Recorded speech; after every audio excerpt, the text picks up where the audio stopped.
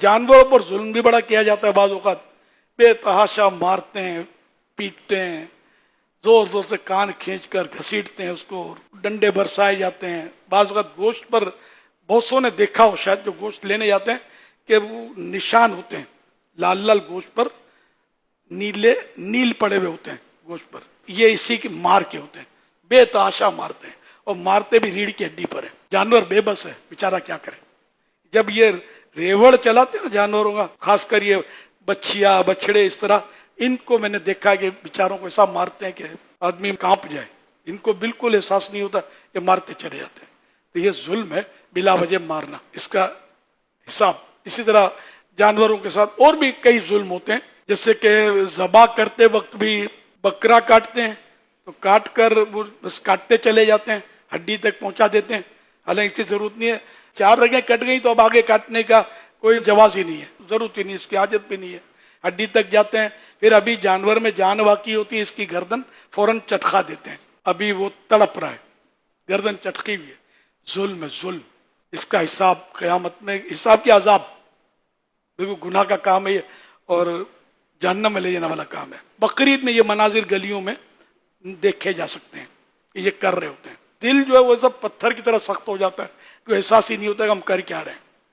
ज़बा कर दो, जब ज़बा हो गया तो इतने ठंडा होना है, गर्दन चटकाओ या न चटकाओ, ठंडा हो जाता है। तो जिनके अपने यहाँ कुर्बानी हो, कम से कम इनको यही कर सकते हैं कोशिश कि समझा दें पहले से कि ये नहीं करना, और जब ये छुरी फेर लेना अब उनके हाथ से छुरी ले लें, वरना इनके हाथ में बाजू का तो नहीं खुजली है क्या है, ये वो खामा का इसको टच करते रहेंगे, बड़े जानवर को टच करते रहेंगे, छुरी हाथ डालते रहेंगे, वो कुछ ना कुछ इसको बेचारे को। अब आपको जख्मों का उंगली लगा के देखो, आपको मजा आता है क्या हाथ लगाने से, या तकलीफ होती है? यार कटा हुआ इसको हाथ डालने से होगा क्या, सिवाय इसको तकलीफ के आपको तो कुछ भी नहीं मिलेगा। तो ये मतलब बिला वजह इसको ये इजा देते हैं, यूं करते हैं।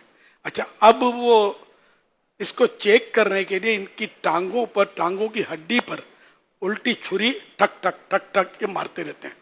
अरे भाई, फ्लाइट मिस नहीं हो जाएगी, कहीं तुम्हारी जिंदगी की फ्लाइट उड़ ना जाएगी। अरे क्या जरूरत है इसको, आप खुद अपनी हड्डी पर थोड़ा कुछ चीज मार के देखें, हड्डी पर ज्यादा चोट लगती है। तो ये इस तरह कर रहे होते हैं, वही मतलब इनका आदत होती है इनके। अगर मुसलमान पर जुल्म करेंगे तो कोर्ट में चला जाएगा, पुलिस में केस करेगा, खुद मुकाबला करेगा, बोल सकेगा किसी को कि मुझे उसने जुल्म किया, मारा। लेकिन जानवर पर अगर जुल्म करेंगे, ये बेचारा किसको फरियाद करेगा? देखने वाला भी खाली तमाशा ही बना रहा होता है, इनको भी शौक नहीं है कि वो समझाए, और बाद बार समझाने वाला माहौल भी नहीं होता। जानवर पर जुल्म करना ये मुसलमान पर जुल्म करने से भी ज्यादा सख्त। बेचारा बेजबान जानवर किसको फरियाद करेगा? लेकिन ये ज़हन में रखिएगा कि मजलूम की दुआ कबूल की जाती है, चाहे वो जानवर हो।